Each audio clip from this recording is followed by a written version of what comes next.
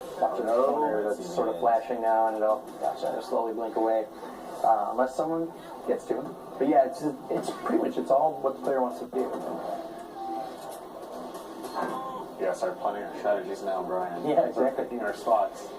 This is a good room, I would admit. Like, it doesn't seem so bad. There's the thing you can activate the trap on the bottom with the lasers, like this high ground.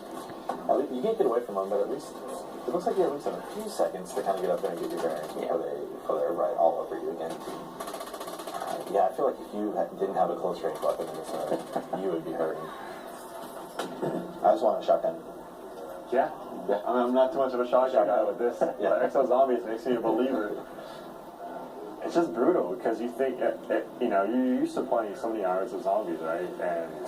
And you're used to just being able, all right, if I jump up here, I just block off this staircase. But just looking at it, they're just jumping up there from every which way, and it's tense. It's intense. It's super. Yeah, again, like it comes down to that adrenaline.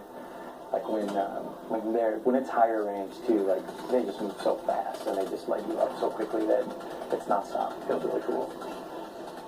The thing I like though is that's not gonna feel like disorienting to people, I don't think, because it's like that in multiplayer too. Yeah, well, like old Call of Duty, it's like, okay, if I want to go out there, I need to go find some stairs or something. Right. Well, you don't think that way anymore with Exo-suit, and so you go into this and you already sort of are like, hey, I have my grounding, like I get what's going on. Mm-hmm. It's not gonna disorient people. I don't think. Yeah, you know, and it's the controls are really understandable, right? I think that you're not really struggling with controls as much. So again, though, it's like that blue lightning at the EMZ. He'll shut your Exo down. So there's not always like the escape mechanism that you expect. So. Just watching this, it's getting it's starting to get really rough.